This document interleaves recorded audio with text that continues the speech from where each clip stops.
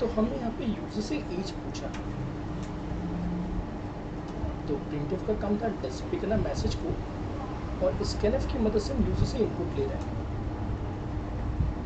हमें decision making करनी, तो डिसीजन मेकिंग करने के लिए हमने इफ यूज़ किया कि क्या एज ग्रेटर देन 18, अगर हाँ तो यू कैन वोट, नहीं तो फिर यू कैन नॉट वोट। अब इसी प्रोग्राम को मैं यहाँ से कॉपी कर लेता हूँ और इसे हम कोड बॉक्स में ट्राई कर लेते हैं। File then new and empty file, इसे सेव कर लेते हैं। इसको मैं नाम दे रहा हूँ 1/23 सितंबर 2021 इफ एल्स वोट और नॉट।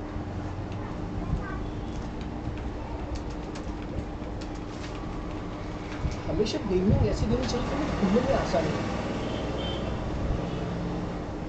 कि इफ एल्स का एग्जाम्पल है, और कौन सा एग्जाम्पल है दोस्तों? वोट और नॉट का।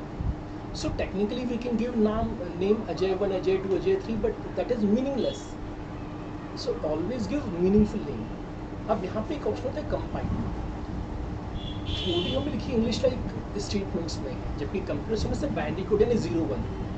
So compilation is a process that converts the English like coding to machine code, and finally build and then run. Now thanks to the message, screen पर मैसेज आ गया, enter your age. अभी cursor blink कर रहा है, blinking cursor means वो input का wait कर रहा है। तो जैसे मैंने कहा कि मेरी एज है 12 ईयर्स, तो कंडीशन क्योंकि फॉल्स हो गई तो लिखा आ गया यू कैन नॉट वेट।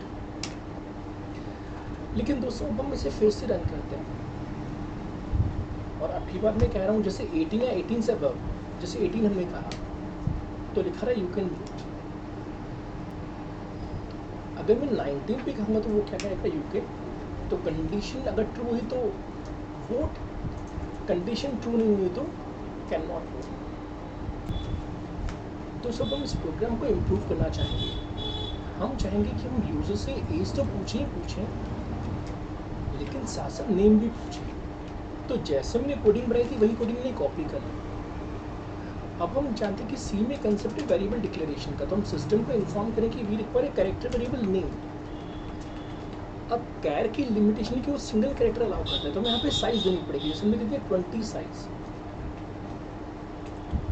जिससे कि हम सिस्टम को इन्फॉर्म करें कि हम मैक्सिमम 20 लेटर्स चाहते हैं। तो इसको हम कहते हैं कैरेक्टर अरे या सिंपली स्ट्रिंग। तो हम चाहते हैं कि एक मैसेज प्रिंट हो, क्या एंटर या एंटर योर नेम। जैसे यूजर और हमने कुछ दिन पहले सीखा था कि नेम इनपुट करने के लिए फंक्शन का गेट एस। गेट एस का फुल फॉर्म होता है get a string, allow us spaces. ये स्पेसेस भी अलाउ करता है। अब फायदा क्या होगा दोस्तों? अभी आ रहा था यू कैन वोट, लेकिन अब हम चाहेंगे हेलो %s। जिससे इंटीजर के लिए %d यूज होता है, वैसे ही स्ट्रिंग के लिए यूज होता है %s। तो hello %s you can vote, लेकिन अगर कंडीशन फॉल्स है तो लिखेंगे sorry %s you can not vote. यहाँ पे यू हम थोड़ा सा छोटा कर देते हैं। अब इसे हम समझना चाहेंगे फिगर से।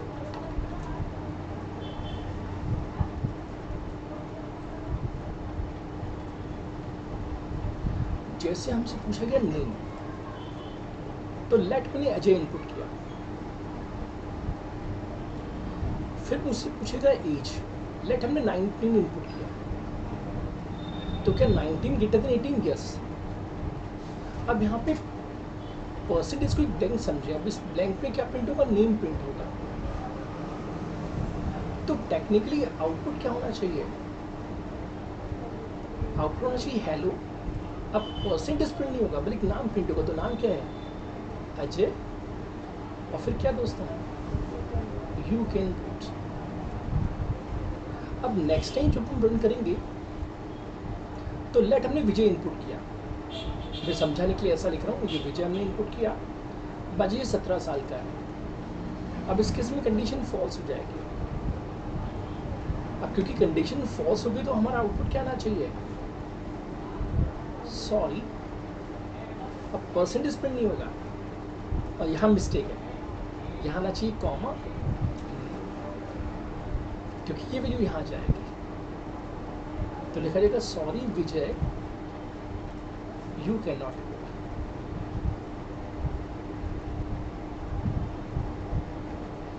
तो टेक्निकली मैं पहले प्रोग्राम में केवल एज पूछा, जबकि सेकंड प्रोग्राम में नेम भी पूछा और एज भी इनपुट करवा रहे हैं। In place of *1, we can also write scanf%s name. लेकिन इम्पोर्टेंट क्या है दोस्तों यहाँ पे, it will not allow spaces between name. Second important क्या है दोस्तों, no need to use ampersand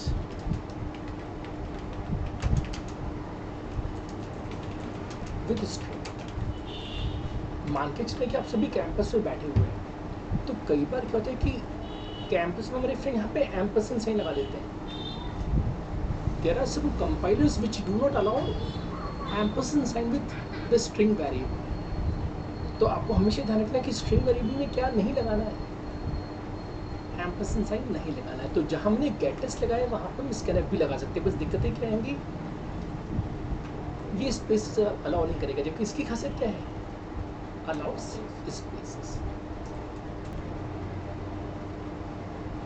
अब हम इस प्रोग्राम को रन करना चाहेंगे दोस्तों, कैसे हमें आउटपुट मिलता है। तो हम एक नई फाइल बना लेते हैं, फाइल न्यू और empty file.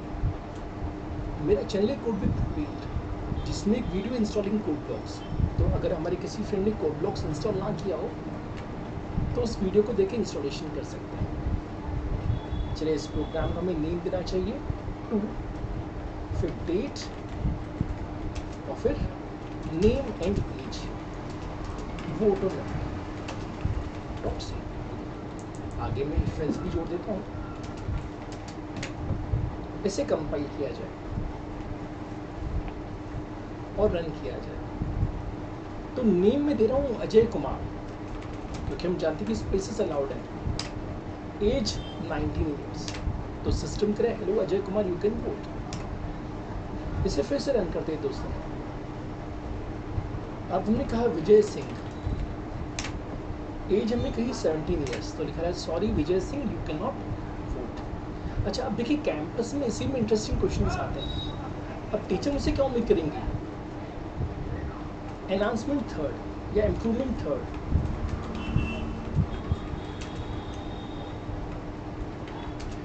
In above code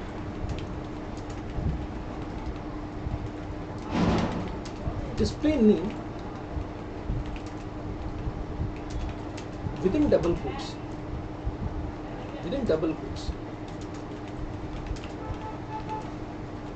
तो हमें टेक्निकल टर्म पता होना चाहिए इसे डबल कोट कहते हैं। तो जिससे स्लैश एंड न्यू लाइन के लिए होता है दोस्तों, इसे हम कहते हैं एस्केप सीक्वेंस। वैसे डबल कोट दिखाने के लिए क्या होता है दोस्तों, slash double quote gives double quote. ऐसे सिंगल कोट के लिए क्या लिखते हैं, slash single quote gives single quote. और आप सभी को पता है कि मेरा जो चैनल है कोड विद ब्लूप्रिंट, उसमें एस्केप सीक्वेंस अवेलेबल है और मेरे कई दोस्तों ने ये वीडियो देख भी लिया है। तो दोस्तों क्यों ना हम इसका यूज़ करें। तो टेक्निकली ये आपका स्किल चेक कर रहा है, तो उसको मैं नाम देता हूँ *2, क्योंकि हम पूरा प्रोग्राम ना लिख के केवल सॉल्यूशन लिखना चाहेंगे। तो सॉल्यूशन क्या है, इन प्लेस ऑफ *2 राइट, क्या राइट का नाम है, इस प्ले को कॉपी कर लेते हैं। अब मैं नेम को डबल कोट नहीं दिखाया, तो हमने यहाँ पे लगा दिया स्लैश डबल कोट, और यहाँ भी क्या लगा दिया, स्लैश डबल कोट। अब हो सकता है कि आपसे कैंपस में सिंगल कोट कहा जाए तो स्लैश सिंगल कोट यूज़ कर लीजिएगा। तो चलिए इसे ट्राई करते हैं। ये हम इसे कॉपी किया, इसे डिसेबल कर देते हैं, इसको भी डिसेबल कर देते हैं। So thanks to the comment, हमें मिटाना नहीं पड़ा। अब इसकी जगह हम क्या लिख देते हैं, जो नया कंसेप्ट हमने सीखा, अब सेम ऐसे ही हम यहाँ कर देते हैं। तो मैं सोच रहा हूँ कि यहाँ पे हम क्या यूज़ करें दोस्तों, स्लैश सिंगल कोट, जैसे कि हमें स्लैश सिंगल कोट का यूज़ भी समझ में आ जाए और स्लैश डबल कोट का यूज़ भी समझ में आ जाए। चलिए अब इसको रन करते हैं, कंपाइल। यहाँ पर हमने दो स्टेटमेंट दी थी, एक हमें डिसेबल करना होगा,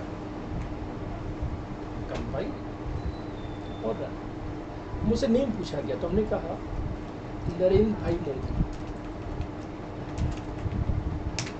एज शायद 71, हमने कुछ दिन पहले न्यूज़पेपर में पढ़ा था। तो लिखा गया हेलो नरेंद्र भाई मोदी, यू कैन वोट। अब मेरे फ्रेंड सागर यहाँ बैठे हुए हैं, सागर का इनपुट करते हैं, सागर आगे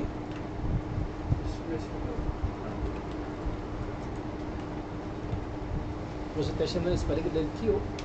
अब एज इनकी केवल 17 ईयर्स है, तो लिखा गया sorry Sagar Vishwakarma, you can not vote. अच्छा अब दोस्तों इसी में कैंपस क्वेश्चन आएगा, also give beep sound in case it can vote. तो हम जानते हैं कि हमने आपको पढ़ा था एस्केप सीक्वेंस पर स्लैश ए, जिसे हम कहते हैं alert, beep sound from speakers. हम सब भी जानते हैं कि लैपटॉप और पीसी में स्पीकर लगा होता है, तो बस सिंपली यहाँ पे हम क्या लगा दें, स्लैश ए। तो टेक्निकली इंटरव्यूअर हमारी कौन से स्किल चेक करना चाहते हैं, एस्केप सीक्वेंसेस। अभी जो एस्केप सीक्वेंसेस का कंसेप्ट है सब में है, चाहे मैं सी सिखाऊं, चाहे सी++ सिखाऊं, चाहे जावा या सी शार्प या पाइथन, सभी में एस्केप सीक्वेंसेस वर्क करते हैं। तो जिन दोस्तों ने अभी भी एस्केप सीक्वेंसेस चैनल पे ना देखे वो देख लीजिएगा। हालांकि मैंने कहीं बता दिया, स्लैश मैंने बता दिया, डबल कोट शो कर दिया, सिंगल कोट शो कर दिया। तो सब में चेक करना कि गिवन ईयर लीप ईयर है या नहीं। तो हम जानते हैं कि लीप ईयर किसे कहते हैं, year is said to be leap if it is divisible by, if it is rule 1 divisible by 4,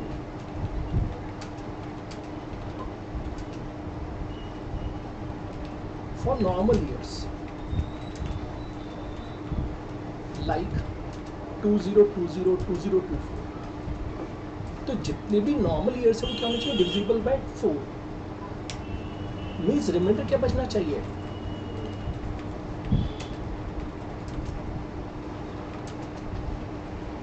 हम जानते हैं कि रिमाइंडर का मतलब क्या होता है, परसेंट साइन, सी लैंग्वेज में। रूल सेकंड दोस्तों किसके लिए है, फॉर सेंचुरी ईयर्स।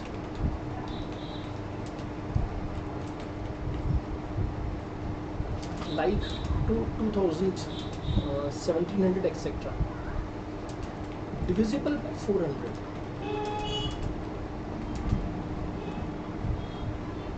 अच्छा लीप अगर सिंपल शब्दों में कहें तो सिंपली लीप ईयर में क्या होता है, लीप ईयर में 366 डेज होते हैं और फैब में कितने दिन होते हैं दोस्तों, 29 डेज। इसे एक्चुअली जॉर्जियन कैलेंडर कहा जाता है। कारण क्या कि कैलकुलेशन दो तरह से हो सकती है, on the base of revolution of moon और on the base of revolution of earth. तो हमारे कई हिंदी जो कैलेंडर जैसे विक्रम संवत से कहते हैं हिंदी में, वो मून पे बेस्ड है। या जो हमारी मुस्लिम कम्युनिटी है वो भी जो ईद वगैरह मनाती है वो भी किसके बेस पे होती है, मून के बेसिस पे। लेकिन बाद में फिर साइंटिस्ट ने किसके बेसिस पे कैलकुलेशन शुरू किया, सोलर सिस्टम किया, सन के बेसिस पे, जिसे हम जॉर्जियन कैलेंडर कहते हैं। तो उनने कैलकुलेशन को इस तरह से रखा कि जितने भी लीप से वो कैसे आएंगे आफ्टर 4 ईयर्स, क्योंकि हम जानते हैं कि जो अर्थ अपना रिवोल्यूशन कंप्लीट करती है 365 डेज एंड 6 आवर्स में। अब 6 तो 4 ईयर्स में लेके वो क्या बन जाते हैं 24, और 24 बिकम्स 1 डे। तो उस 1 डे को एडजस्ट करना पड़ता है, and that adjustment is called the leap year. तो अभी मैं कल क्या सिखा रहा हूँ दोस्तों को, अभी मैं केवल मैथड फर्स्ट सिखा रहा हूँ। जिसमें मैं केवल नॉर्मल ईयर्स को कवर करूँगा। तो मैं इसे यहाँ से कॉपी कर रहा हूँ और यहाँ पे हम प्रोग्राम फर्स्ट बनाएंगे, method first, only considering normal years. लेकिन बाद में इसको इम्प्रूव करेंगे और इसमें सेंचुरीज को भी कंसीडर करेंगे। लेकिन हम जानते हैं कि प्रोग्राम बनाने से पहले क्या अच्छा रहता है कि हम इसका क्या बना दें, फ्लो चार्ट। तो मैं अपने दोस्तों के लिए पहले इसका फ्लो चार्ट डिज़ाइन कर लेता हूँ कि कैसे इसका फ्लो चार्ट बनना चाहिए।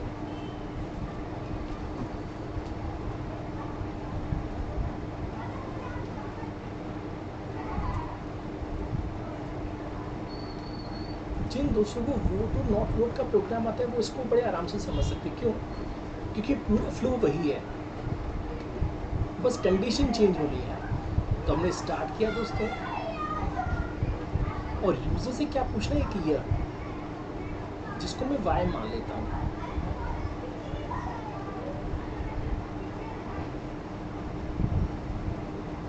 अब हम जानते हैं हमें फैसला लेना है और हमें टीचर ने रूल सिखाया। रूल 1 कहता है कि नॉर्मल ईयर्स के लिए किससे डिविजिबिलिटी चेक करनी है, डिविजिबिलिटी बाय 4। तो क्या y%4 एग्जैक्टली इक्वल 0 है? तो डबल इक्वल टू का मतलब है एग्जैक्टली इक्वल या कंपैरिजन, इसे कंपैरिजन कहते हैं। तो क्या एग्जैक्टली 0 आया तो ही बात होंगी यार, या तो हाँ या ना।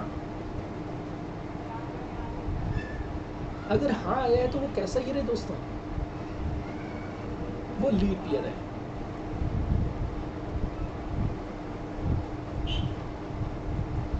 नहीं तो वो कैसा ईयर है फ्रेंड्स? नॉन। अभी प्रोग्राम मुझे सिखाने की जरूरत ही नहीं है, क्योंकि हमने अभी भी जो प्रोग्राम सीखा है उसी का ही एक इम्प्रूव्ड वर्जन है। बस हमने पिछले प्रोग्राम में वेरिएबल नेम एज रखा था, यहाँ पे टीचर ने वेरिएबल नेम क्या कर दिया फ्रेंड्स, वाई। कंडीशन थी पहले एज ग्रेटर देन 18, बस यहाँ पे कंडीशन क्या करनी है, y%4 executive. Same English grammar में भी ऐसा होता था। टीचर ने मुझे एक दिन पढ़ाया क्या, सब्जेक्ट वर्ब और ऑब्जेक्ट। अब एक बार टीचर ने मुझे समझा तो मैं बहुत सारे सेंटेंस बना सकता हूँ, जैसे सागर ईट्स मैंगो, भूमिका प्लेज फुटबॉल, देन सारा लाइक्स क्रिकेट। तो सिंटेक्स अगर मैं समझ में आया तो उस कंसेप्ट के बेसिस पे कई एग्जांपल्स बनाए जा सकते हैं। तो मैं उम्मीद करता हूँ कि हमने जो फिगर बनाया है इसको बड़े आराम से आप इम्प्लीमेंट कर सकते हैं। दोस्तों एक प्रोग्राम सीखे तो उसके बेसिस पे कई प्रोग्राम बन सकते हैं, बस हमें कुछ छोटे छोटे चेंजेस करने पड़ते हैं। तो चलिए अब हम इसका प्रोग्राम बनाना शुरू करते हैं। तो हमें पता है कि यहाँ पे हमें वेरिएबल चाहिए एक y, क्योंकि लॉजिक में वेरिएबल y यूज़ किया गया था। तो हमने बस यहाँ पे वेरिएबल y कर दिया। एक मैसेज दे दीजिए, एंटर अ ईयर। मैसेज आप अपने हिसाब से दे सकते हैं। अब हम जानते हैं कि इंटीजर के लिए %d यूज़ होता है, लेकिन किसमें इनपुट करना है, y। और हम जानते हैं कि कंडीशन क्या है, y%4 एग्जैक्टली इक्वल टू 0। तो हम कह सकते हैं %d is leap year. %d से क्योंकि इंटीजर वैल्यू है, इंटीजर के लिए %d is a leap year. और हम चाहेंगे यहाँ पे y की वैल्यू प्रिंट हो जाए, लेकिन बाय चांस अगर कंडीशन फेल हो जाए तो प्रिंट होगा सॉरी % नॉन लीप ईयर। अब इसको हम समझना चाहेंगे।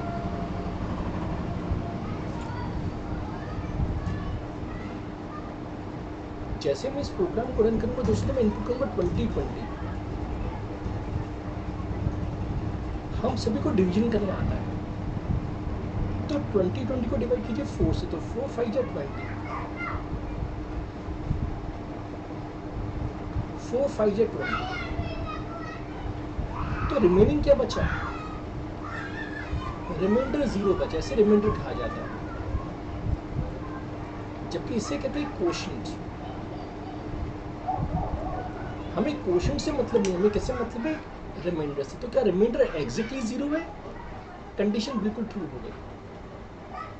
अब क्योंकि कंडीशन ट्रू होगी तो पहले परसेंट ही प्रिंट होगा, तो परसेंट की जगह वाई की वैल्यू प्रिंट होगी। तो लिखा जाएगा 2020 इज अ लीप। हालांकि मैंने इज नहीं लगाया है, ए नहीं लगाया है, सिंपली लीप ईयर आ जाएगा। अब नेक्स्ट टाइम जब मैं रन करूंगा दोस्तों, तो 2021 इनपुट कर दूंगा। अब इसे 4 से डिवाइड करें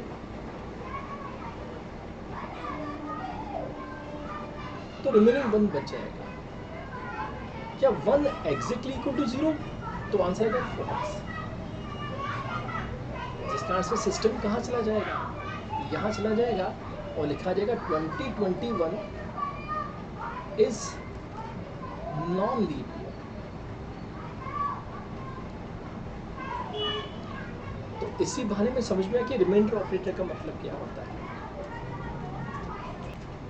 अब समझ चुका कि इस प्रोग्राम को हम चेक करें, तो हमेशा की तरह न्यू और एम्प्टी फाइल, और प्रोग्राम को मैं टाइप किया और सेव कर लिया।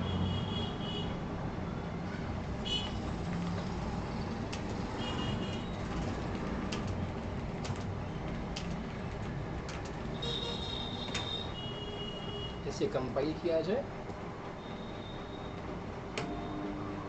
और इसे रन किया जाए। हमसे ईयर पूछा गया जा रहा है, तुमने कहा 2020, तो सिस्टम करे कि 2020 कैसा ईयर है? Leap year. अब हम इनपुट करते हैं 2021, तो 2021 कैसे है दोस्तों? अब देखिए इस लॉजिक की ड्रॉबैक क्या है दोस्तों। इस प्रोग्राम की ड्रॉबैक समझने के लिए इसमें सेंचुरी इनपुट करना पड़ेगा, जैसे 1700।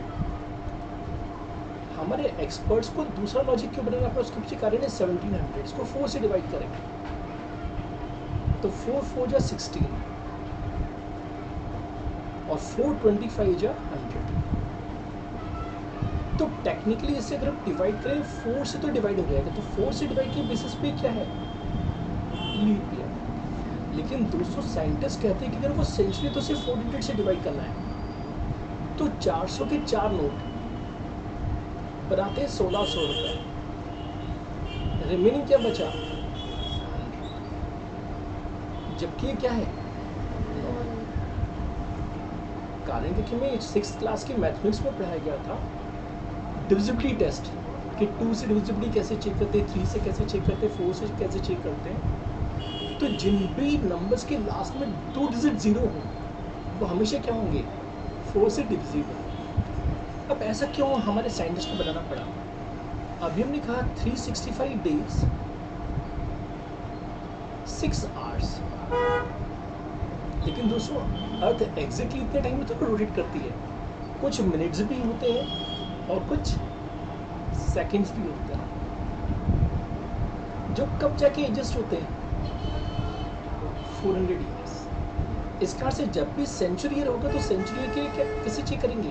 400। So now we to improve this code and we to learn method second, जिसमें हम सेंचुरीज को भी कंसीडर करेंगे और नॉर्मली इसको भी कंसीडर करेंगे। तो जब भी अपने दोस्तों से इंटरव्यू में कहा जाए तो they have to design a program in a manner that it will handle both normal year as well as century years.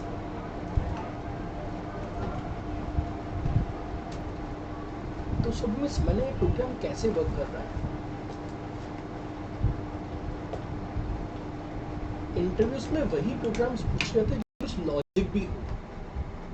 किसी को बहुत अच्छी प्रोग्रामिंग आती है लेकिन उसे मैथमेटिकली लॉजिक्स ना आते तो वो नहीं बना पाएगा प्रोग्राम। तो दोस्तों टेक्निकली टीचर ने यहाँ पे रूल नंबर 1 अप्लाई किया। ये जो साइन मैंने बनाया इसको हम कहते हैं नॉट इक्वल।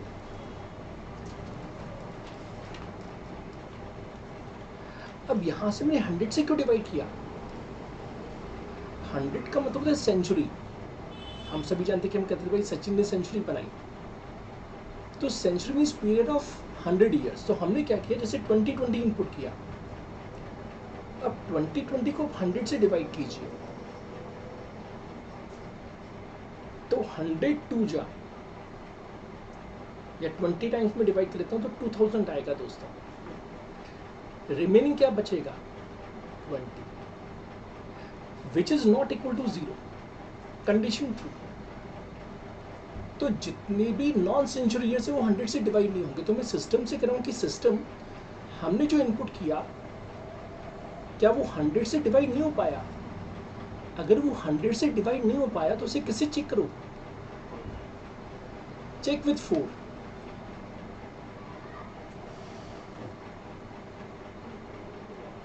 अब हम जानते हैं कि जब हम 2020 को 4 से डिवाइड करेंगे तो 4 से तो डिवाइड हो ही जाएगा। हमने अभी भी डिवाइड किया, 505 टाइम्स डिवाइड हुआ था। तो टेक्निकली 2020 100 से डिविजिबल है लेकिन 4 से डिविजिबल है। तो सिस्टम क्या कहेगा कि 2020 कैसा ईयर है? Normal leap year.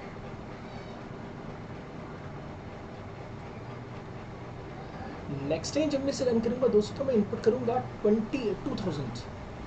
अब ईयर 2000 की बात करें तो ईयर 2000 बड़े 100 से आराम से डिवाइड हो जाएगा 20 टाइम्स। तो रिमाइंडर क्या बचेगा? 0।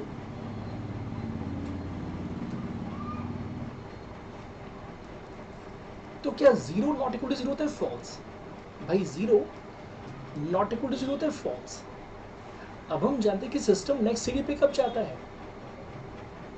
जब पिछली सीढ़ी फेल हो जाए, क्योंकि हम जानते हैं कि ईयर 2000 में पहली सीढ़ी फेल हो गई तो सेकंड सीढ़ी पे आ गया। क्या ईयर 2000 100 से डिविजिबल है? बिल्कुल डिविजिबल है। साथ साथ क्या वो 400 से भी डिविजिबल है? मैंने करके दिखा था अपने दोस्तों को, क्योंकि 400 की 5 नोट्स बिकम्स 2000। तो सिस्टम क्या कहेगा कि 2000 कैसा ईयर है? वो सेंचुरी ईयर भी है प्लस लीप ईयर भी है। लेकिन बाद में हम इनपुट देंगे 1700 या 2021। तो 1700 पहली कंडीशन को फुलफिल नहीं कर पाएगा, सेकंड कंडीशन तो फुलफिल कर पाएगा, लेकिन इसको हम कहते हैं एंड। एंड का मतलब है सभी कंडीशन फुलफिल होनी चाहिए। अब 70 के केस में वो सेंचुरी ईयर तो है लेकिन किससे डिवाइड नहीं हो पाया? 400 से, क्योंकि 400 की 4 नोट बराबर 1600 रुपए। तो बचा कितना? 100। लेकिन दोस्तों हम बात करें ईयर 2021 की, 2021 100 से डिविजिबल नहीं है लेकिन साथ साथ 4 से डिविजिबल है। तो मैं उम्मीद करता हूँ कि दोस्तों समझ में आ गया कि जो पहला है वो 2020 के लिए है, सेकंड किसके लिए? ईयर 2000 के लिए। बाकी जो बचा किसके लिए बचा? जो ऐसी ईयर्स हो जो सेंचुरी की कंडीशन को फुलफिल ना करते हो। तो अब इस प्रोग्राम को हम चेक करना चाहेंगे कि हमारा लॉजिक प्रॉपर्ली वर्क कर रहा है कि नहीं कर रहा है।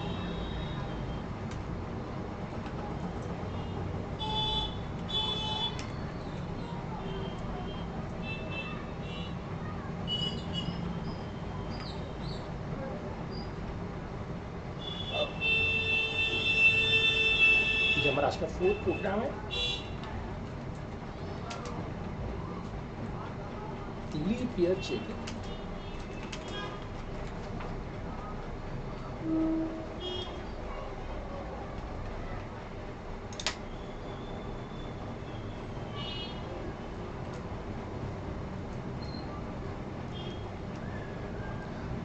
अब इसे हमें सेव करना होगा लीप ईयर मैथड सेकंड, जिसमें मल्टीपल इफेक्ट्स यूज किया। .cpp नहीं देना है, .cpp देना है, क्योंकि जो मैं कमेंट्स की स्टाइल यूज कर रहा हूँ C++ की कमेंट स्टाइल है। इसे कंपाइल किया जाए, कुछ एरर मैसेज आ रहा है, लेकिन क्या एरर मैसेज आ रहा है? टाइपिंग मिस्टेक हुई है मुझसे एक्चुअली दोस्तों। यहाँ पे इफ के अंदर इफ आ गया है तो that's a mistake, that's a typing mistake actually.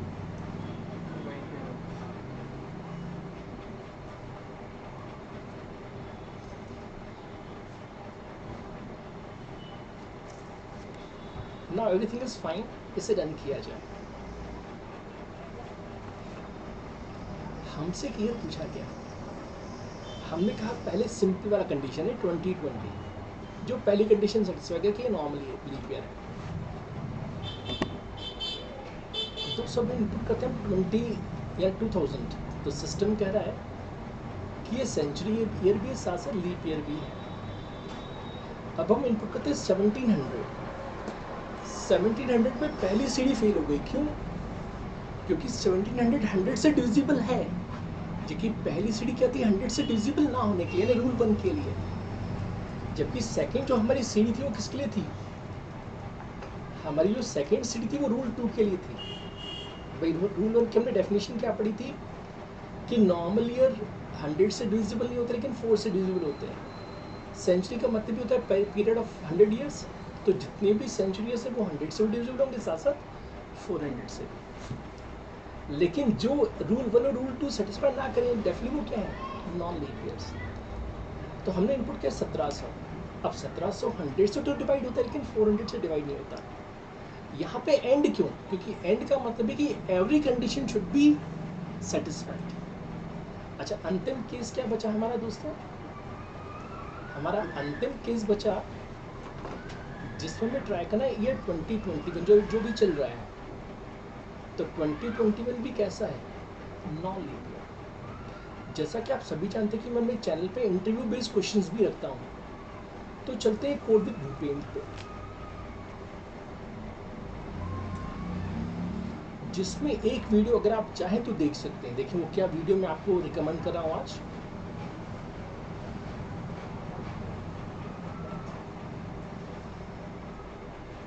हम चलते हैं प्लेलिस्ट में।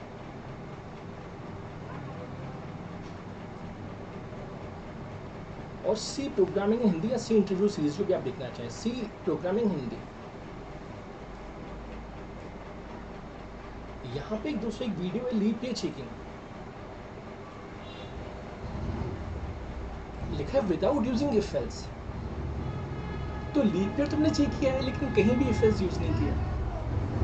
तो कैंपस में जब हम ये प्रोग्राम बनाएंगे तो हमारा इंटरव्यू में सिलेक्शन पक्का है, क्योंकि लीप ईयर भी चेक हो जाएगा और कहीं हमने इफ एल्स का यूज भी नहीं किया है। ऐसे जैसे मैंने आपको आज एस्केप सीक्वेंसेस के बारे में कहा था, तो यहाँ पर मैं एस्केप सीक्वेंसेस का भी प्रोग्राम मिल जाएगा। हालांकि बहुत सारे प्रोग्राम है, लेकिन एस्केप सीक्वेंसेस का प्रोग्राम भी आपको मिल जाएगा।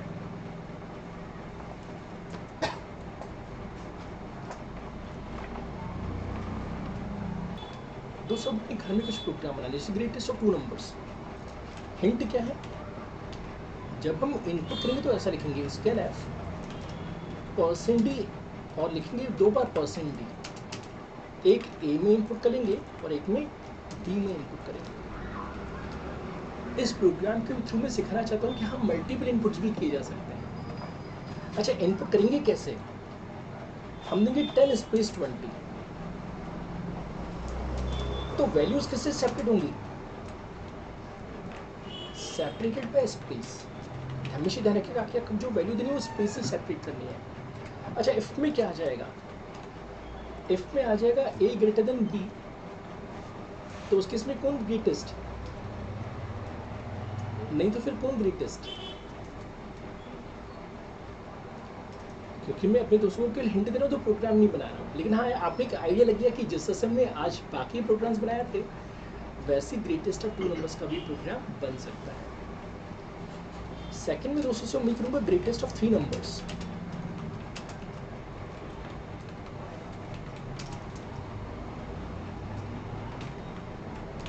अब मेरी किसी फ्रेंड ने कहा था सर हम इनपुट में कॉमा देना चाहते हैं, तो वो भी मैं यहाँ सिखा रहा हूँ, %d, %d, %d। देखिए पिछली बार जब हमने %d लिखा तो बीच में कुछ नहीं दिया।